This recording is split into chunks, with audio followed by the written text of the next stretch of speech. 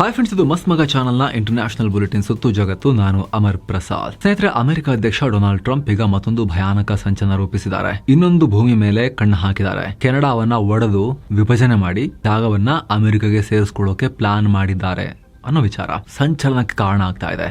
ಮತ್ತೊಂದ್ ಕಡೆ Iran America ಸಂಘರ್ಷಕ್ಕೆ ಈಗ ರಷ್ಯಾ ಎಂಟರ್ ಆಗ್ತಿದೆ. ಪುಟಿನ್ ಪರ್ಸನಲಿ ಇದರಲ್ಲಿ ಎಂಗೇಜ್ ಆಗಿದ್ದಾರೆ ಅಂತ ರಷ್ಯಾ ಅಧಿಕೃತವಾಗಿ ಘೋಷಿಸಿದೆ. ಇತ್ತ ಸಂಘರ್ಷದ ಬಿಸಿಯ ನಡುವೆ ಭಾರತದ ಪ್ರಧಾನಿ ನರೇಂದ್ರ ಮೋದಿ ಇಸ್ರೇಲ್ಗೆ ಭೇಟಿ ಕೊಡೋಕೆ ತಯಾರಿ ಮಾಡ್ತಾ ಇದ್ದಾರೆ. ಜೈಶಂಕರ್ ಅಮೆರಿಕ ರಾಯಭಾರಿ ಜೊತೆಗೆ ಕ್ರೂಷಿಯಲ್ ಆಗಿ ಮಾತುಕತೆ ಮಾಡಿದ್ದಾರೆ.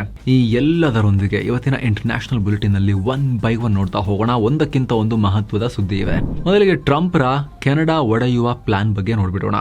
ತೈಲದ ಕಾರಣ ಕೊಟ್ಟು ಸಿಕ್ಕಲ್ಲೆಲ್ಲ ಬಾಯ ಹಾಕ್ತಿರೋ ಟ್ರಂಪ್ ಈಗ ಅದೇ ತೈಲದ ಕಾರಣ ಕೊಟ್ಟು ಕೆನಡಾವನ್ನ ಒಡೆಯೋಕೆ ಮುಂದಾಗಿದ್ದಾರೆ. ಖುದ್ದು ಕೆನಡಾ ಪ್ರಧಾನಿ ಮಾರ್ಕ್ ಕಾರ್ನಿ ಟ್ರಂಪ್ರ ಈ ಗೇಮ್ಗೆ ಆತಂಕ ವ್ಯಕ್ತಪಡಿಸಿದ್ದಾರೆ. ನಿಮ್ಗೆ ಗೊತ್ತಿರಬಹುದು ಸ್ನೇಹಿತರೆ, ಕೆನಡಾದಲ್ಲಿ 10 ಪ್ರಾಂತ್ಯಗಳಿವೆ. ಅದರಲ್ಲಿ ಅಲ್ಬರ್ಟಾ ಅನ್ನೋ ಪ್ರಾಂತ್ಯ ಕೂಡ ಒಂದು. ಇದು ಅಮೆರಿಕದೊಂದಿಗೆ ಬಾರ್ಡರ್ ಶೇರ್ ಮಾಡ್ಕೊಳ್ಳುತ್ತೆ. ಶ್ರೀಮಂತ ರಾಜ್ಯ. ಈಗ ಇದೇ ರಾಜ್ಯದಲ್ಲಿರೋ ಪ್ರತ್ಯೇಕತಾವಾದಿಗಳೊಂದಿಗೆ ಅಮೆರಿಕ ರಹಸ್ಯ ಮೀಟಿಂಗ್ ಮಾಡಿದೆ ಅಂತ ಗೊತ್ತಾಗಿದೆ. ಈ ಬಗ್ಗೆ ಫಿನಾನ್ಷಿಯಲ್ ಟೈಮ್ಸ್ ಎಕ್ಸ್ಕ್ಲೂಸಿವ್ ವರದಿಯನ್ನ ಪ್ರಕಟಿಸಿದೆ. ಕಳೆದ ಕೆಲ ತಿಂಗಳುಗಳಿಂದ ಅಲ್ಬರ್ಟಾ ಪ್ರಾಸ್ಪೆರಿಟಿ ಪ್ರಾಜೆಕ್ಟ್ ಅನ್ನೋ ಪ್ರತ್ಯೇಕತಾವಾದಿ ಗುಂಪಿನ ನಾಯಕರನ್ನ ಅಮೆರಿಕದ ಅಧಿಕಾರಿಗಳು ಭೇಟಿ ಮಾಡ್ತಿದ್ದಾರೆ. ಒಟ್ಟು ಮೂರು ಭೇಟಿಯಾಗಿದೆ. ಇದು ಕೆನಡಾ ಮತ್ತು ಅಮೆರಿಕ ಸಂಬಂಧಕ್ಕೆ ದೊಡ್ಡ ಬೆಂಕಿ ಹಾಕಿದೆ. ಖುದ್ದು ಕೆನಡಾ ಪ್ರಧಾನಿ ಪ್ರತಿಕ್ರಿಯೆ ಕೊಟ್ಟಿದ್ದಾರೆ. ಸಣ್ಣ ಲೆವೆಲ್ ಅಲ್ಲಿ ಇಲ್ಲ ಇದು ಇಶ್ಯೂ. ಅಮೆರಿಕ ಕೆನಡಾದ ಸಾರ್ವಭೌಮತ್ವಕ್ಕೆ ರೆಸ್ಪೆಕ್ಟ್ ಕೊಡಬೇಕು. ಇದು ಟ್ರಂಪ್ಗೆ ನಾನು ಕೊಡ್ತಿರೋ ನೇರವಾದ ಸ್ಪಷ್ಟ ಸಂದೇಶ ಅನ್ನೋ ಹೇಳಿಕೆಯನ್ನ ಮಾರ್ಕ್ ಕಾರ್ನಿ ಕೊಟ್ಟಿದ್ದಾರೆ. ಇತ್ತ ಅಲ್ಬರ್ಟಾದ ಪ್ರೀಮಿಯರ್ ಡ್ಯಾನಿಯಲ್ ಸ್ಮಿತ್ ಕೂಡ ಅಮೆರಿಕದ ನಡೆಯನ್ನ ಖಂಡಿಸಿದ್ದಾರೆ. ಕೆನಡಾದ ಸಾರ್ವಭೌಮತ್ವಕ್ಕೆ ಅಮೆರಿಕ ಸರ್ಕಾರ ಗೌರವ ಕೊಡಬೇಕು ಅಂತ ಅವರು ಕೂಡ ಹೇಳಿದ್ದಾರೆ. ಅಲ್ಬರ್ಟಾವನ್ನ ಕೆನಡಾದಿಂದ ಬೇರೆ ಮಾಡೋ ಮ್ಯಾಟರ್ಗೆ ಅಮೆರಿಕ ಮೂಗು ತೂರಿಸೋದನ್ನ ನಾವು ಸಹಿಸೋದಿಲ್ಲ. ನಾವು ಕೆನಡಾದ ಭಾಗವಾಗಿ ಉಳಿತೀವಿ. ಈ ವಿಚಾರದಲ್ಲಿ ಅಮೆರಿಕ ಪ್ರಭಾವ ಬೀರೋದು ಇಷ್ಟ ಇಲ್ಲ ಅನ್ನೋ ಹೇಳಿಕೆ ಕೊಟ್ಟಿದ್ದಾರೆ. ಆದ್ರೆ ಇದೇ ವೇಳೆ ಅಲ್ಬರ್ಟಾ ಪ್ರೀಮಿಯರ್ ಒಂದು ಬಾಂಬ್ ಸಿಡಿಸಿದ್ದಾರೆ. ನಮಗಿಲ್ಲಿ ಆಯಿಲ್ ಪೈಪ್ಲೈನ್ ವ್ಯವಸ್ಥೆ ಅರ್ಜೆಂಟ್ ಆಗಬೇಕು. ಅದನ್ನು ಮಾಡಿಕೊಟ್ರೆ ನಾವು ಕೆನಡಾದಿಂದ ಬೇರೆ ಆಗೋಕೆ ಅವಶ್ಯಕತೆನೇ ಬರೋದಿಲ್ಲ. ಆ ಕೂಗೆ ಬರಲ್ಲ ಅಂತ ಹೇಳಿದ್ದಾರೆ. ಆ ಮೂಲಕ ವಿಭಜನೆಯ ಕೂಗು ಜೋರೇ ಇದೆ. ಕೆನಡಾದೊಟ್ಟಿಗೂ ನಮಗೆ ಪೂರ್ತಿ ಏನು ತೃಪ್ತಿ ಇಲ್ಲ ಅನ್ನೋದನ್ನ ಕೆನಡಾದ ಪ್ರೀಮಿಯರ್ ಹೇಳಿದ್ದಾರೆ. ಇದು ಕೆನಡಾ ವಿಭಜನೆಯ ಬಗ್ಗೆ ಅಂತಾರಾಷ್ಟ್ರೀಯ ಮಟ್ಟದಲ್ಲಿ ಕೋಲಾಹಲಕ್ಕೆ ಕಾರಣ ಆಗಿದೆ. ಅಮೆರಿಕದನ್ನ ತನ್ನ ತೆಕ್ಕೆಗೆ ತಗೊಳ್ಳೋಕೆ ಮುಂದಾಗಿದ್ಯಾ ಅನ್ನೋ ಪ್ರಶ್ನೆ ಮೂಡ್ತಾ ಇದೆ. ಇದಕ್ಕೆ ಪುಷ್ಟಿ ಕೊಡುವ ಹಾಗೆ ಕಳೆದ ವಾರವಷ್ಟೇ ಅಮೆರಿಕದ treasury secretary Scott Besant interesting ಹೇಳಿಕೆ ಕೊಟ್ಟಿದ್ರು. ಅಮೆರಿಕದ ಪಾಲಿಗೆ ಅಲ್ಬರ್ಟಾ ನ್ಯಾಚುರಲ್ ಪಾರ್ಟ್ನರ್. ಅವ್ರ ಬಳಿ ದೊಡ್ಡ ಪ್ರಮಾಣದ ಸಂಪನ್ಮೂಲ ಇದೆ. ಅಲ್ಬರ್ಟಾ ಜನರು ಬಹಳ ಸ್ವತಂತ್ರರಾಗಿರೋರು, ಇಂಡಿಪೆಂಡೆಂಟ್ ಮೈಂಡ್ ಸೆಟ್ ನವರು ಅನ್ನೋ ಹೇಳಿಕೆಯನ್ನ ಕೊಟ್ಟಿದ್ರು. ಈ ನಡುವೆ ಈ ರಿಪೋರ್ಟ್ ಈಗ ಗ್ರೀನ್ಲ್ಯಾಂಡ್ ಬಳಿಕ ಅಲ್ಬರ್ಟಾ ಮೇಲೂ ಕೂಡ ಟ್ರಂಪ್ ಕಣ್ಣು ಹೋಗಿರೋದ್ರ ಸಂಕೇತಗಳು ಸಿಗ್ತಾ ಇದಾವೆ. ಸ್ನೇಹಿತರೆ, ಈ ಅಲ್ಬರ್ಟಾ ಈ ಹಿಂದಿನಿಂದಲೂ ಪ್ರತ್ಯೇಕಗೊಳ್ಳಬೇಕು ಅಂತ ಹೇಳ್ತಿರೋ ರಾಜ್ಯ. ಅಲ್ಬರ್ಟಾದಲ್ಲಿ ಆಯಿಲ್ ಮತ್ತು ಗ್ಯಾಸ್ ಬೇಕಾದಷ್ಟಿದೆ. ಕೆನಡಾ ಎಕಾನಮಿಗೆ ಅತಿ ಹೆಚ್ಚು ದುಡ್ಡು ತಂದುಕೊಡೋ ಪ್ರಾಂತ್ಯ ಇದು. 6,40,000 ಸ್ಕ್ವೇರ್ ಕಿಲೋಮೀಟರ್ ವಿಸ್ತೀರ್ಣ ಇದೆ. 50 ಲಕ್ಷ ಜನಸಂಖ್ಯೆ ಇದೆ. ಎಲ್ಲಕ್ಕಿಂತ ಮುಖ್ಯವಾಗಿ ಅಮೆರಿಕದ ಪಕ್ಕದಲ್ಲಿದೆ. ಈ ಭಾಗದ ಜನರ ಅಸಮಾಧಾನ ಏನು ಅಂದ್ರೆ, ಇತ್ತೀಚೆಗೆ ಕೆನಡಾ ತೈಲ ತೆಗೆಯೋಕೆ ಅನೇಕ ನಿರ್ಬಂಧಗಳನ್ನ ಹೇರಿದೆ. ಕ್ಲೈಮೇಟ್ ಚೇಂಜ್ ನ ನೆಪ ಕೊಟ್ಟು ಸಾಂಪ್ರದಾಯಿಕ ತೈಲವನ್ನ ಬಂದ್ ಮಾಡ್ತಿದ್ದಾರೆ. ಇದು ಅಲ್ಲಿನ ಜನರಿಗೆ ಇಷ್ಟ ಆಗ್ತಾ ಇಲ್ಲ. ನಮ್ಮ ಉದ್ಯಮಕ್ಕೆ ಕೊಡಲಿ ಪೆಟ್ಟು ಕೊಡ್ತಿದ್ದಾರೆ ಅನ್ನೋ ಸಿಟ್ಟಿದೆ. ಜೊತೆಗೆ ನಾವಿಲ್ಲಿ ಕಷ್ಟಪಟ್ಟು ಆಯಿಲ್ ತೆಗೆದು ವ್ಯಾಪಾರ ಮಾಡಿ ಕೇಂದ್ರ ಸರ್ಕಾರಕ್ಕೆ ಟ್ಯಾಕ್ಸ್ ಕಟ್ತೀವಿ. ಆದ್ರೆ ನಮಗೆ ಏನು ಸಿಗ್ತಾ ಇಲ್ಲ. ಆ ಹಣವನ್ನೆಲ್ಲ ಕೇಂದ್ರ ಸರ್ಕಾರ ಬೇರೆ ಪ್ರಾಂತ್ಯಗಳಿಗೆ ಹಂಚ್ತಾ ಇದೆ. ಇಲ್ಲಿ ಡೆವಲಪ್ಮೆಂಟೇ ಆಗ್ತಿಲ್ಲ. ಕ್ಲೈಮೇಟ್ ಚೇಂಜ್ ನೆಪವನ್ನ ಕೊಟ್ಟು ನಮಗೆ ಆಯಿಲ್ ಪೈಪ್ಲೈನ್ ಹಾಕೋಕೆ ಬಿಡ್ತಾ ಇಲ್ಲ ಅನ್ನೋದು ಅಲ್ಲಿನ ಜನರ ಸಿಟ್ಟು. ಹೀಗಾಗಿ ಕೆನಡಾದಿಂದ ಬೇರೆಯಾಗಿ ಇಂಡಿಪೆಂಡೆಂಟ್ ಕಂಟ್ರಿ ಆಗಬೇಕು ಅನ್ನೋದು ಅಲ್ಲಿನ ಜನರ ವಾದ. ಇದನ್ನ ವೆಸ್ಟರ್ನ್ ಎಕ್ಸಿಟ್ ಅಂತ ಕೂಡ ಕರೀತಾರೆ. ಜೊತೆಗೆ ಪ್ರಾಂತ್ಯಕ್ಕೆ ಕಲ್ಚರಲ್ಲಿ ಸಾಂಪ್ರದಾಯಿಕವಾಗಿ ಅಮೆರಿಕದೊಂದಿಗೆ ಜಾಸ್ತಿ ಹೊಂದಾಣಿಕೆ ಹೋಲಿಕೆ ಇದೆ. ಅವರು ಕ್ಯಾನಡಾಗಿಂತ ತಮ್ಮ ಪಕ್ಕದ ಅಮೆರಿಕದವರೊಂದಿಗೆ ಜಾಸ್ತಿ ಬಿಸ್ನೆಸ್ ಮಾಡ್ತಾರೆ. ಅವರೊಂದಿಗೆ ಇಂಟಿಗ್ರೇಟ್ ಆಗಿದ್ದಾರೆ. ಇದೇ ಕಾರಣ ಇಟ್ಕೊಂಡು ಟ್ರಂಪ್ ಆಡಳಿತ ಈ ಅಲ್ಬರ್ಟಾ ನಾಯಕರನ್ನ ಭೇಟಿ ಮಾಡಿದ್ದಾರೆ ಅನ್ನೋ ಲೆಕ್ಕಾಚಾರ.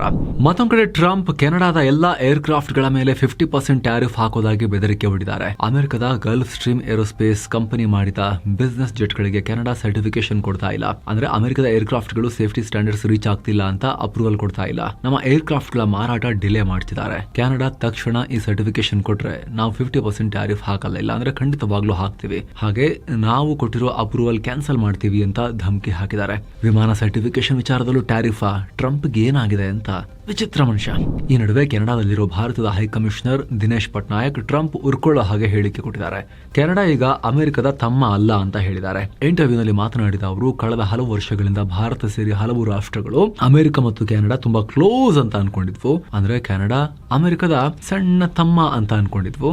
ಅಮೆರಿಕ ಹೇಳಿದ ಹಾಗೆ ಕೆನಡಾ ಕೇಳುತ್ತೆ ಅಂತ ಇತ್ತು. ಆದ್ರೆ ಈಗ ಕೆನಡಾ ಪ್ರಧಾನಿ ಮಾರ್ಕ್ ಕಾರ್ನಿ ಅವರ ಲೀಡರ್ಶಿಪ್ ನಲ್ಲಿ ಚೇಂಜ್ ಆಗಿದೆ. ಕೆನಡಾ ಈಗ ಅಮೆರಿಕದಿಂದ ಇಂಡಿಪೆಂಡೆಂಟ್ ಆಗಿದೆ. ಹೀಗಾಗಿ ನಾವು ಭಾರತದವರು ಕೆನಡಾವನ್ನು ಅಮೆರಿಕದ ಪುಟ್ಟ ತಮ್ಮ ಅಂತ ನಾವು ನೋಡೋದಿಲ್ಲ ಅಂತ ಹೇಳಿಕೆ ಕೊಟ್ಟಿದ್ದಾರೆ. ಈಗ ಇನ್ನು ಭಾರತ ಕೆನಡಾ ಸಂಬಂಧದ ಬಗ್ಗೆ ಸದ್ಯ ಭಾರತದಲ್ಲಿರೋ ಕೆನಡಾದ ಇಂಧನ ಸಚಿವ ಟಿಮ್ ಹಾಡ್ಸನ್ ಬಿಗ್ ಸ್ಟೇಟ್ಮೆಂಟ್ ಕೊಟ್ಟಿದ್ದಾರೆ. ಎರಡು ರಾಷ್ಟ್ರಗಳ ನಡುವಿನ ಸಂಬಂಧ ಹೊಸ ಹಂತಕ್ಕೆ ಕಾಲಿಡ್ತಾ ಇದೆ. ಅದರಲ್ಲೂ ಕೂಡ ಭಾರತದೊಂದಿಗೆ ಇಂಧನ ಕ್ಷೇತ್ರದ ಪಾಲುದಾರಿಕೆ ಮತ್ತಷ್ಟು ಇಂಪ್ರೂವ್ ಆಗ್ತಿದೆ. ಅಂತಾರಾಷ್ಟ್ರೀಯ ನಿಯಮಗಳಿಗೆ ಬದ್ಧವಾಗಿರೋ ಭಾರತದ ಅಣು ಸ್ಥಾವರಗಳಿಗೆ ಶಾಂತಿಯುತ ಉದ್ದೇಶಕ್ಕಾಗಿ ಯುರೇನಿಯಂ ಸಪ್ಲೈ ಮಾಡೋಕೆ ನಮಗೆ ತುಂಬಾ ಖುಷಿ ಇದೆ.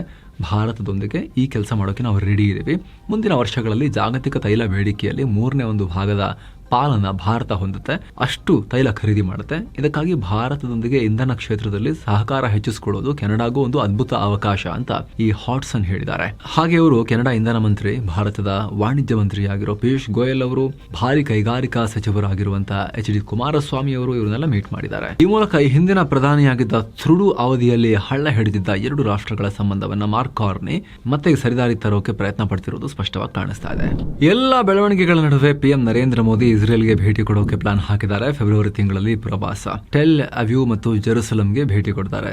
ಎರಡು ರಾಷ್ಟ್ರಗಳ ಸಂಬಂಧವನ್ನ ಮತ್ತಷ್ಟು ಡೀಪ್ ಮಾಡೋದ್ರ ಬಗ್ಗೆ ಚರ್ಚೆ ಮಾಡ್ತಾರೆ. ಭಾರತದಲ್ಲಿರೋ ಇಸ್ರೇಲ್ ರಾಯಭಾರಿ ರೂವೆನ್ ಅಜರ್ ಕನ್ಫರ್ಮ್ ಮಾಡಿದ್ದಾರೆ. ಪಿಎಂ ಮೋದಿ ಭೇಟಿಗೆ ಆಹ್ವಾನ ಕೂಡ ಕೊಟ್ಟಾಗಿದೆ. ತಯಾರಿ ನಡೆಸಲಾಗ್ತಿದೆ. ಡೇಟ್ ಇನ್ನಷ್ಟೇ ಫೈನಲ್ ಆಗಬೇಕು ಅಂತ ಹೇಳಿದ್ದಾರೆ. ಇನ್ನೊಂದ್ ಕಡೆ ಭಾರತ ಅರಬ್ ರಾಷ್ಟ್ರಗಳೊಂದಿಗೂ ಮೀಟಿಂಗ್ ಮಾಡ್ತಾ ಇದೆ. ಜನವರಿ 30ನೇ ತಾರೀಕು 2ನೇ ಭಾರತ ಅರಬ್ ರಾಷ್ಟ್ರಗಳ ವಿದೇಶಾಂಗ ಸಚಿವರ ಮೀಟಿಂಗ್ ಆಯೋಜನೆ ಮಾಡಿದೆ. ಈ ಮೀಟಿಂಗ್ ನಲ್ಲಿ ಪ್ಯಾಲೆಸ್ತೇನ್ ವಿದೇಶಾಂಗ ಸಚಿವ ವಾರ್ಸೆನ್ ಅಗಬೇಕಿಯಾನ್ ಶಾಹಿನ್ ಅಟೆಂಡ್ ಆಗಲಿದ್ದಾರೆ. ಮೂಲಕ ಆ ಕಡೆ ಇರಾನು ಬೇಕು, ಈ ಕಡೆ ಅರಬ್ ರಾಷ್ಟ್ರಗಳು ಬೇಕು, ಹಾಗೆ ಇಸ್ರೇಲು ಬೇಕು ಅನ್ನೋ ತರ ಭಾರತ ನಡ್ಕೊಳ್ತಾ ಇದೆ. ನೀವು ಏನೇ ಹೊಡೆದಾಡದಲ್ಲಿ ನಾವಿಲ್ಲ, ಬಿಸ್ನೆಸ್ ಮಾಡೋಣ, ವ್ಯಾಪಾರ ಮಾಡೋಣ, ನಾವಿದ್ದೀವಿ ಅನ್ನೋ ತರದಲ್ಲಿ ಭಾರತ ತನ್ನ ನೀತಿಯನ್ನ ತೋರಿಸ್ತಾ ಇದೆ ಅವರಿಗೆಲ್ಲ. ಏನೋ ಮಿಡಲ್ ಈಸ್ಟ್ ನ ಕದನಕ್ಕೆ ರಷ್ಯಾ ಎಂಟರ್ ಆಗಿದೆ. ನಾವು ಇರಾನ್ನ ಬುಷಹರ್ ನ್ಯೂಕ್ಲಿಯರ್ ಪವರ್ ಪ್ಲಾಂಟ್ ನಲ್ಲಿ ಕೆಲಸ ಮಾಡೋ ತಮ್ಮೆಲ್ಲಾ ಸಿಬ್ಬಂದಿಯನ್ನ ಸ್ಥಳಾಂತರ ಮಾಡೋಕೆ ರೆಡಿ ಇದ್ದೀವಿ. ಮಿಡಲ್ ಈಸ್ಟ್ ನಲ್ಲಿ ಆಗ್ತಿರೋ ಬೆಳವಣಿಗೆಗಳನ್ನ ಬಹಳ ಹತ್ತಿರದಿಂದ ಮಾನಿಟರ್ ಮಾಡ್ತಾ ಇದ್ದೀವಿ. ಸದ್ಯ ನ್ಯೂಕ್ಲಿಯರ್ ಪ್ಲಾಂಟ್ ಇರೋ ಇರಾನ್ ಪ್ರದೇಶ ತುಂಬಾ ಸೇಫ್. 2025ರಲ್ಲಿ ಅಮೆರಿಕ ಮತ್ತು ಇಸ್ರೇಲ್ ದಾಳಿ ವೇಳೆಗೆ ಏನೂ ಆಗಿಲ್ಲ. ಆದರೂ ಸಂಘರ್ಷದಲ್ಲಿ ಇನ್ವಾಲ್ವ್ ಆಗೋರು ಇನ್ ಮುಂದೆ ಕೂಡ ಇದನ್ನ ಅವಾಯ್ಡ್ ಮಾಡಬೇಕು. ಪ್ಲಾಂಟ್ ನ ಸೇಫ್ಟಿಗೆ ಗೌರವ ಕೊಡಬೇಕು.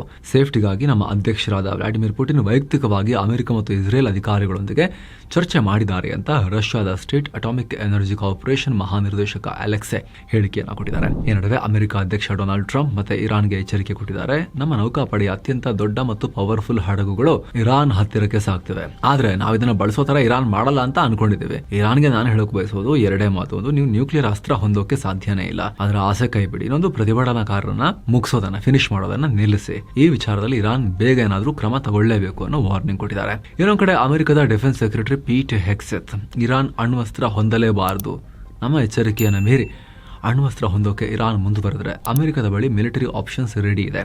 ನಮ್ಮ ವಾರ್ ಡಿಪಾರ್ಟ್ಮೆಂಟ್ ಅಧ್ಯಕ್ಷ ಡೊನಾಲ್ಡ್ ಟ್ರಂಪ್ ಆದೇಶ ಕೊಟ್ಟರೆ ಸಾಕು, ಹೇಳಿದ್ದನ್ನು ಮಾಡಿ ಮುಗಿಸ್ಬಿಡ್ತಾರೆ.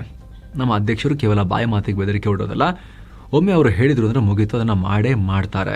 ಇರಾನ್ ಕೈಗೆ ಅಣ್ವಸ್ತ್ರ ಇರಂಗಿಲ್ಲ ಅಂತ ಟ್ರಂಪ್ ಹೇಳಿದ್ರೆ ಅದು ಇರಂಗಿಲ್ಲ ಅಷ್ಟೇ. ಪೆಂಟಗನ್ ತನ್ನ ಸಾಮರ್ಥ್ಯವನ್ನ ಗಟ್ಟಿ ಮಾಡ್ಕೊಳ್ತಿದೆ ಅನ್ನೋ ಡೈರೆಕ್ಟ್ ಥ್ರೆಟ್ ಅನ್ನ ಇರಾನ್ಗೆ ಒಡ್ಡಿದ್ದಾರೆ. ಅತ್ತ ಇಸ್ರೇಲ್ ಮತ್ತು ಸೌದಿ ಅರೇಬಿಯಾ ಜೊತೆ ಟ್ರಂಪ್ ಸರ್ಕಾರ ಇದೇ ವಾರದಲ್ಲಿ ಸ್ಟ್ರಾಟಜಿಕ್ ಮಾತುಕತೆ ನಡೆಸೋದ್ರಲ್ಲಿದೆ. ಇಸ್ರೇಲ್, ಸೌದಿ ಅರೇಬಿಯಾದ ಡಿಫೆನ್ಸ್ ಮತ್ತು ಇಂಟೆಲಿಜೆನ್ಸ್ ಅಧಿಕಾರಿಗಳೊಂದಿಗೆ ಇರಾನ್ ವಿಚಾರವಾಗಿ ಡಿಸ್ಕಸ್ ಮಾಡ್ತಾರೆ ಅಂತ ಹೇಳಲಾಗಿದೆ. ಈ ಕಡೆ ಇರಾನ್ ಜೊತೆ ಉದ್ವಿಗ್ನತೆ ಹೆಚ್ಚಾಗ್ತಿದ್ದ ಹಾಗೆ ಇಸ್ರೇಲ್ ಪ್ರಧಾನಿ ಬೆಂಜಮಿನ್ ನೆತನ್ಯಾಹು ತಮ್ಮ ಅಧಿಕಾರಿಗಳೊಂದಿಗೆ ಮೀಟಿಂಗ್ ನಡೆಸಿದ್ದಾರೆ. ಬಹಳ ಗೌಪ್ಯವಾಗಿ ಮೀಟಿಂಗ್ ಮಾಡಿದ್ದಾರೆ. ಯಾವುದರ ಬಗ್ಗೆ ಚರ್ಚೆ ನಡೆದಿದೆ ಅನ್ನೋದ್ರ ಬಗ್ಗೆ ಯಾವುದೇ ಮಾಹಿತಿ ಇಲ್ಲ. ಇನ್ನು ಭಾರತ ಮತ್ತು ಅಮೆರಿಕ ಸಂಬಂಧದಲ್ಲಿ ಮಹತ್ವದ ಬೆಳವಣಿಗೆಯಾಗಿದೆ. ವಿದೇಶಾಂಗ ಸಚಿವ ಎಸ್ ಜಯಶಂಕರ್ ದಿಲ್ಲಿಯಲ್ಲಿ ಅಮೆರಿಕದ ಹೊಸ ರಾಯಭಾರಿಯಾಗಿ ಬಂದಿರೋ ಸೆರ್ಗಿಯೋ ಗೌರ್ರನ್ನ ಮೀಟ್ ಮಾಡಿ ಚರ್ಚೆ ಮಾಡಿದ್ದಾರೆ. ಮುಂದಿನ ವಾರ ಜಯಶಂಕರ್ ವಾಷಿಂಗ್ಟನ್ಗೆ ಅಮೆರಿಕಗೆ ಹೋಗ್ತಾ ಇದ್ದಾರೆ. ಅಲ್ಲಿ ಅಮೆರಿಕದ ವಿದೇಶಾಂಗ ಕಾರ್ಯದರ್ಶಿ ಅಥವಾ secretary of state Marco Rubio ಜೊತೆಗೆ ಮಾತುಕತೆ ಇಟ್ಕೊಂಡಿದ್ದಾರೆ. ಅದಕ್ಕೂ ಮುನ್ನ ಇಲ್ಲಿ ಗ್ರೌಂಡ್ ವರ್ಕ್ ನಡೆದಿದೆ. ಇನ್ನು ಈ ಮೀಟಿಂಗ್ನಲ್ಲಿ ಮುಖ್ಯವಾಗಿ ರಕ್ಷಣೆ, ವ್ಯಾಪಾರ ಮತ್ತು ಕ್ರಿಟಿಕಲ್ ಮಿನರಲ್ಸ್ ವಿಚಾರಗಳ ಬಗ್ಗೆ ಚರ್ಚೆಯಾಗಿದೆ. ಮುಂಬರುವ ದಿನಗಳಲ್ಲಿ ಲಿಥಿಯಂನಂತಹ ಅಪರೂಪದ ಖನಿಜಗಳ ಪೂರೈಕೆಯಲ್ಲಿ ಚೈನಾ ಮೇಲಿನ ಅವಲಂಬನೆಯನ್ನು ಕಮ್ಮಿ ಮಾಡೋದು ಇವರ ಪ್ಲಾನ್. ಹೀಗಾಗಿ ಒಂದು ಕಡೆ ಟ್ರಂಪ್ ರಷ್ಯಾ ತೈಲ ಖರೀದಿ ಸಂಬಂಧ ಟ್ಯಾರಿಫ್ ಗುಂಗಲ್ಲೇ ಇದ್ರೂ ಕೂಡ ಇನ್ನೊಂದು ಕಡೆ ಎರಡು ರಾಷ್ಟ್ರಗಳ ಸಂಬಂಧವನ್ನು ಇಂಪ್ರೂವ್ ಮಾಡೋಕೆ ಅಧಿಕಾರಿಗಳ ಹಂತದಲ್ಲಿ, ಮಿನಿಸ್ಟ್ರಿಗಳ ಹಂತದಲ್ಲಿ ಪ್ರಯತ್ನ ನಡೀತಾನೆ ಇದೆ. ಏನು ರಷ್ಯಾ ಯುಕ್ರೇನ್ ಯುದ್ಧಕ್ಕೆ ಮೆಗಾ ಟ್ವಿಸ್ಟ್ ಸಿಕ್ಕಿದೆ. ಇಷ್ಟು ದಿನ ಜೆಲೆನ್ಸ್ಕಿ ಹೆಸರು ಕೇಳಿದ್ರೆ ಉರಿದು ಬೀಳ್ತಾ ಇದ್ದ ರಷ್ಯಾ ಈಗ ಅವರನ್ನೇ ಮಾಸ್ಕೋಗೆ ಬನ್ನಿ ಅಂತ ಇನ್ವೈಟ್ ಮಾಡಿದೆ. ಯುದ್ಧ ನಿಲ್ಲಿಸೋಕೆ ಮಾತುಕತೆ ಮಾಡೋಣ ಅಂತ ಅಧಿಕೃತ ಆಹ್ವಾನ ಕೊಟ್ಟಿದೆ. ಆದರೆ ಯುಕ್ರೇನ್ ಯಾವುದೇ ಪ್ರತಿಕ್ರಿಯೆ ಕೊಟ್ಟಿಲ್ಲ. ಇದು ಎಲ್ಲರ ಹುಬ್ಬೇರಿಸ್ತಾ ಇದೆ. ಯಾಕಂದರೆ ಸಾಮಾನ್ಯವಾಗಿ ರಷ್ಯಾ ಅದರಲ್ಲೂ ಕೂಡ ಪುಟಿನ್ ಇಂಥ ಆಫರ್ ಕೊಡೋದೇ ಇಲ್ಲ. ಈ ರೀತಿ ಹೇಳಿರೋದಕ್ಕೆ ಕಾರಣ ಏನೋ ಅನ್ನೋ ಕುತೂಹಲ ಕೂಡ ಇದೆ. ಚೆಂಡು ಈಗ ಯುಕ್ರೇನ್ ಅಂಗಳಕ್ಕೆ ಹೋಗಿ ಬಿದ್ದಿದೆ. ಜೆಲೆನ್ಸ್ಕಿ ಮಾಸ್ಕೋಗೆ ಹೋಗ್ತಾರ ಅನ್ನೋ ಕುತೂಹಲ ಇದೆ. ಕೆಲವರಿಗಂತೂ ಮಾಸ್ಕೋಗೆ ಏನಾದರೂ ಕೂಡ ಜೆಲೆನ್ಸ್ಕಿ ಹೋದರೆ ವಾಪಸ್ ಬರ್ತಾರಾ ಅನ್ನೋ ಪ್ರಶ್ನೆ ಕೂಡ ಇದೆ. ಇತ್ತ ರಷ್ಯಾ ಯುಕ್ರೇನ್ ಮೇಲೆ ಕನಿಷ್ಠ 1 ವಾರ ದಾಳಿ ಮಾಡೋದಿಲ್ಲ ಅಂತ ಟ್ರಂಪ್ ಹೊಸ ಹೇಳಿಕೆಯನ್ನು ಕೊಟ್ಟಿದ್ದಾರೆ. ಈಗ ಯುಕ್ರೇನ್ನಲ್ಲಿ ವಿಪರೀತ ಚಳಿ ಇದೆ. ಅಲ್ಲಿನ ಜನಜೀವನ ಅಸ್ತವ್ಯಸ್ತ ಆಗಿದೆ. ಹೀಗಾಗಿ ನಾನೇ ಇದನ್ನು ಅರಿತುಕೊಂಡು ಪುಟಿನ್ಗೆ ಕಾಲ್ ಮಾಡಿ ಹೇಳಿದ್ದೆ. ಹಾಗಾಗಿ ಸ್ವಲ್ಪ ದಿನ ಯುದ್ಧ ನಿಲ್ಲಿಸೋಕೆ ಪುಟಿನ್ ನನ್ನ ಮಾತಿಗೆ ಬೆಲೆ ಕೊಟ್ಟು 1 ವಾರ ಯಾವುದೇ ದಾಳಿ ಮಾಡಲ್ಲ ಅಂತ ಒಪ್ಕೊಂಡಿದ್ದಾರೆ. ಇದರಿಂದ ನಂಗೆ ಖುಷಿ ಆಗ್ಬಿಟ್ಟಿದೆ ಫುಲ್ ಅಂತ ಟ್ರಂಪ್ ಹೇಳ್ಕೊಂಡಿದ್ದಾರೆ. ಮತ್ತೊಂದು ಕಡೆ ರಷ್ಯಾಗೆ ಸೈನಿಕರ ಶಾರ್ಟೇಜ್ ಆಗ್ತಾ ಇದೆ. ಇಲ್ಲಿ ಯುವ ಜನ ಇಲ್ಲ ಫೈಟ್ ಮಾಡೋಕ್ಕೆ ರಷ್ಯಾದಲ್ಲಿ. ಅದಕ್ಕೆ ಆಫರ್ ಕೊಟ್ಟಿದ್ದಾರೆ. ಸೇನೆ ಸೇರೋರಿಗೆ ದೊಡ್ಡ ಬೋನಸ್ ಕೊಡ್ತೀವಿ. ಕೈದಿಗಳು ಕೂಡ ಯುದ್ಧಕ್ಕೆ ಬರ್ಬೋದು. ಕೈದಿಗಳೇನಾದ್ರು ಬಂದು ಯುದ್ಧಕ್ಕೆ ಸೇನೆಗೆ ಸೇರ್ಕೋತೀರಿ ಅಂತ ಹೇಳಿದ್ರೆ ಕೇಸನ್ನು ಕ್ಯಾನ್ಸಲ್ ಮಾಡ್ತೀವಿ ಅಂತೆಲ್ಲ ಆಫರ್ ಕೊಟ್ಟಿದ್ದಾರೆ. ಬಡ ರಾಷ್ಟ್ರಗಳ ವಿದೇಶಿಗರಿಗೂ ಹಣದ ಆಸೆ ತೋರಿಸಿ ರಿಕ್ರೂಟ್ ಮಾಡ್ಕೊಳ್ಳೋಕೆ ಪ್ಲಾನ್ ಮಾಡ್ತಾ ಇದ್ದಾರೆ. ಇನ್ನು 14 ವರ್ಷಗಳ ಬಳಿಕ ಪಾಕ್ ಮತ್ತು ಬಾಂಗ್ಲಾ ನಡುವೆ ನೇರ ವಿಮಾನ ಹಾರಾಟ ಶುರುವಾಗಿದೆ.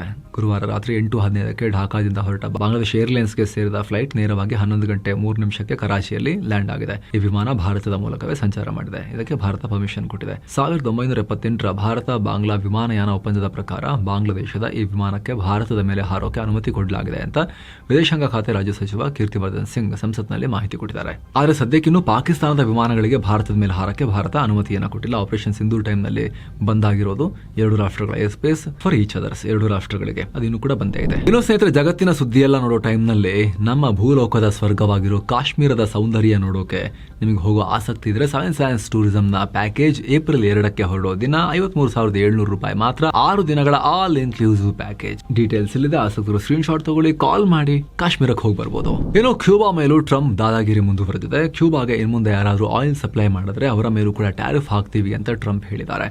ಸದ್ಯ ಕ್ಯೂಬಾದಲ್ಲಿ ದೊಡ್ಡ ಪ್ರಮಾಣದಲ್ಲಿ ಪವರ್ ಸಮಸ್ಯೆ ಇದೆ. ಎಕಾನಮಿ ಕೂಡ ಡೌನ್ ಇದೆ. ಇಂಥ ಟೈಮ್ನಲ್ಲಿ ಹೊರಗಿನ ಸಹಾಯ ನಿಲ್ಲಿಸಿದ್ರೆ ಕ್ಯೂಬಾ ಒತ್ತಡಕ್ಕೆ ಸಿಕ್ಕಾಕೊಳ್ಳುತ್ತೆ ಅನ್ನೋದು ಟ್ರಂಪ್ ಲೆಕ್ಕಾಚಾರ. ಅಲ್ಲದೆ ಈ ವರ್ಷದ ಅಂತ್ಯದಲ್ಲಿ ಕ್ಯೂಬಾದಲ್ಲೂ ಕೂಡ ಅಧಿಕಾರ ಬದಲಾವಣೆ ಮಾಡೋ ಲೆಕ್ಕಾಚಾರ ಇದೆ. ಹೀಗಾಗಿ ಟ್ರಂಪ್ ಈ ನಿರ್ಬಂಧಗಳ ಸರಣಿ ಶುರು ಮಾಡಿದ್ದಾರೆ ಅಂತ ಹೇಳಲಾಗ್ತಿದೆ. ಇನ್ನು ಸ್ನೇಹಿತರೆ, ಟ್ರಂಪ್ ಜಗತ್ತಿನೆಲ್ಲ ಕಡೆ ಕಿರಿಕಿರಿ ಮಾಡೋದು ಮಾತ್ರ ಅಲ್ಲ, ತಮ್ಮದೇ ಸರ್ಕಾರದ ವಿರುದ್ಧವೂ ಅವರು ಮತ್ತು ಅವರ ಫ್ಯಾಮಿಲಿ ಫೈಟ್ ಮಾಡ್ತಾ ಇದೆ. ಅಮೆರಿಕದ ಟ್ರೆಜರಿ ಡಿಪಾರ್ಟ್ಮೆಂಟ್ ಮತ್ತು ಇಂಟರ್ನಲ್ ರೆವಿನ್ಯೂ ಸರ್ವಿಸ್ IRS ವಿರುದ್ಧ $10 ಬಿಲಿಯನ್ ಮೌಲ್ಯದ ಕೇಸ್ ಹಾಕಿದ್ದಾರೆ ಟ್ರಂಪ್ ಫ್ಯಾಮಿಲಿಯವರು. ಟ್ರಂಪ್ ಮತ್ತು ಅವರ 2 ಗಂಡು ಮಕ್ಕಳು ಈ ಅರ್ಜಿ ಹಾಕಿದ್ದಾರೆ. ಅಧ್ಯಕ್ಷ ಮತ್ತು ಅವರ 2 ಗಂಡು ಮಕ್ಕಳು ನಮ್ಮ ಟ್ಯಾಕ್ಸ್ ರಿಟರ್ನ್ಸ್ಗೆ ಸಂಬಂಧಪಟ್ಟ ಪರ್ಸನಲ್ ಡೇಟಾವನ್ನ ಪರ್ಮಿಷನ್ ಇಲ್ಲದೆ ಲೀಕ್ ಮಾಡಿದ್ದಾರೆ. ಇದೆಲ್ಲ ಡ್ಯಾಮೇಜ್ ಮಾಡೋಕೆ ಮಾಡಿರೋ ಪಾಲಿಟಿಕ್ಸ್ ಅಂತ ಟ್ರಂಪ್ ಆರೋಪ ಮಾಡಿದ್ದಾರೆ. ಈ ಮೂಲಕ ಅಮೆರಿಕದ ಅಧ್ಯಕ್ಷರೊಬ್ಬರು ತಮ್ಮದೇ ಸರ್ಕಾರದ ಏಜೆನ್ಸಿಗಳ ವಿರುದ್ಧ ಇಷ್ಟೊಂದು ದೊಡ್ಡ ಮೊತ್ತದ ಕೇಸ್ ಹಾಕಿರೋದು ಯಾರಿಗೂ ಇದು ಈ ಹಿಂದೆ ಈ ತರ ಆಗಿದ್ರ ಬಗ್ಗೆ ಉಲ್ಲೇಖ ಸಿಗ್ತಾ ಇಲ್ಲ ಹುಡುಕಿದ್ರು ಕೂಡ. ಏನೋ ವೆನೆಜುವೆಲಾ ಮತ್ತು ಅಮೆರಿಕ ಸಂಬಂಧ ಸರಿ ಹೋಗುವ ಲಕ್ಷಣ ಕಾಣಿಸ್ತಾ ಇದೆ. ಈಗ ವೆನೆಜುವೆಲಾ ಮೇಲಿದ್ದ ಏರ್ ಸ್ಪೇಸ್ ಬ್ಯಾನ್ ಅಥವಾ ವಿಮಾನ ಹಾರಾಟದ ನಿರ್ಬಂಧವನ್ನು ಟ್ರಂಪ್ ತೆಗೆದು ಹಾಕಿದ್ದಾರೆ. ವೆನೆಜುವೆಲಾದ ಆಕ್ಟಿಂಗ್ ಪ್ರೆಸಿಡೆಂಟ್ ಡೆಲ್ಸಿ ರೊಡ್ರಿಗಸ್ ಜೊತೆಗೆ ಟ್ರಂಪ್ ಮಾತುಕತೆ ನಡೆಸಿದ ಬಳಿಕ ಈ ನಿರ್ಧಾರ. ಇನ್ನು ಪಾಕಿಸ್ತಾನ ತನ್ನ ದೇಶದಲ್ಲಿರೋ TTP ಉಗ್ರರ ವಿರುದ್ಧ ದೊಡ್ಡ ಆಪರೇಷನ್ ಮಾಡಿದೀವಿ ಅಂತ ಹೇಳಿದೆ. ಖೈಬರ್ ಪಖ್ತೂನ್ಖ್ವಾದ ಬನ್ನು ಜಿಲ್ಲೆಯ ದೊಮೆಲ್ ಅನ್ನೋ ಕಡೆ ಭಯೋತ್ಪಾದಕರು ಅವಿತು ಕುಳಿತುಕೊಂಡಿದ್ರು. ನಮಗೆ ಗುಪ್ತಚರ ಮಾಹಿತಿ ಬಂತು. ಹೀಗಾಗಿ ನಮ್ಮ ಸೇನೆ ಕಾರ್ಯಾಚರಣೆ ನಡೆಸಿದೆ. ದೊಡ್ಡ ಉಗ್ರ ಕಮಾಂಡರ್ ಸೇರಿ 5 ಉಗ್ರರಿಗೆ ಟಿಕೆಟ್ ಕೊಟ್ಟಿದ್ದೀವಿ. ಡ್ರೋನ್ ಮತ್ತು ಹೆಲಿಕಾಪ್ಟರ್ಗಳನ್ನ ಬಳಸಿ ಎಲ್ಲ ಧ್ವಂಸ ಮಾಡಿ ಹಾಕಿದೀವಿ ಅಂತ ಪಾಕ್ ಹೇಳ್ಕೊಂಡಿದೆ. ಇನ್ನು ಬಾಂಗ್ಲಾ ಭಾರತದಲ್ಲಿ ಸೆಕ್ಯೂರಿಟಿ ಇಲ್ಲ, ನಾವು ಭಾರತಕ್ಕೆ ಹೋಗಲ್ಲ T20 ವರ್ಲ್ಡ್ ಕಪ್ ಆಡಕ್ಕೆ ಅಂತ ಹೇಳಿದಲ್ಲ ಕ್ರಿಕೆಟ್ ಅಲ್ಲಿ. ಆದ್ರೆ 3 ಜನರ ಶೂಟಿಂಗ್ ಟೀಮನ್ನು ಭಾರತಕ್ಕೆ ಕಳಿಸ್ಕೊಡ್ತಾ ಇದೆ. ಗ್ರೀನ್ ಸಿಗ್ನಲ್ ಕೊಟ್ಟಿದ್ದಾರೆ. ಕ್ರಿಕೆಟಿಗೆ ಮಾತ್ರ ಪ್ರಾಬ್ಲಮ್ ಅಂತ ಕಾಣುತ್ತೆ. ಕ್ರಿಕೆಟ್ ಸ್ವಲ್ಪ ಪಾಪುಲರ್ ಅಲ್ಲ, ಈ ಭಾಗದಲ್ಲಿ ಹೈಲೈಟ್ ಆಗುತ್ತೆ, ಅದಕ್ಕೆ ಕಳಿಸ್ಕೊಟ್ಟಿಲ್ಲ, ನಾಟಕ ಮಾಡ್ತಾ ಇದ್ದಾರೆ ಅಷ್ಟೇ. ಇನ್ನು ಚೈನಾ ದಾಳಿಯ ಭೀತಿಯಲ್ಲಿರೋ ತೈವಾನ್ ಈಗ ತನ್ನ ಸ್ವದೇಶಿ ನಿರ್ಮಿತ ಸಬ್ಮರೀನ್ ಟೆಸ್ಟ್ ಮಾಡಿದೆ.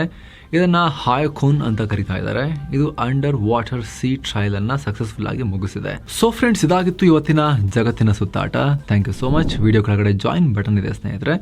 ಆಸಕ್ತ ವೀಕ್ಷಕರು ಅದರ ಮೇಲೆ ಕ್ಲಿಕ್ ಮಾಡೋ ಮೂಲಕ ಮಸ್ತ್ ಪ್ರೀಮಿಯಂ ಮೆಂಬರ್ಶಿಪ್, ಆ ನಾಲೆಜ್ ಕಮ್ಯುನಿಟಿಯನ್ನು ಸೇರ್ಬೋದು. ಆನಂತರ weekly member only business bulletin ಬಿಸ್ ನ್ಯೂಸ್, ಈಗ ಪಬ್ಲಿಷ್ ಆಗ್ತಿರೋ ಎಕನಾಮಿಕ್ಸ್ನ ಮಿನಿ ಸೀರೀಸ್, ಅಲ್ಲಿ ಪಬ್ಲಿಷ್ ಆಗಿರೋ ಎಲ್ಲ ಸ್ಪೆಷಲ್ ವೀಡಿಯೋಸ್, ಕರೆಂಟ್ ಪವರ್, ಮುಂದೆ ಬರೋ ಎಲ್ಲ ಸ್ಪೆಷಲ್ ವೀಡಿಯೋಸ್ ಎಲ್ಲ ನೋಡೋಕೆ ಶುರು ಮಾಡ್ಬೋದು. ಆಸಕ್ತರು ಜಾಯಿನ್ ಬಟನ್ ಚೆಕ್ ಮಾಡಿ ಮತ್ತೆ ಭೇಟಿ ಆಗ್ತಿರೋಣ ಸ್ನೇಹಿತರೆ. ನಮಸ್ತೆ.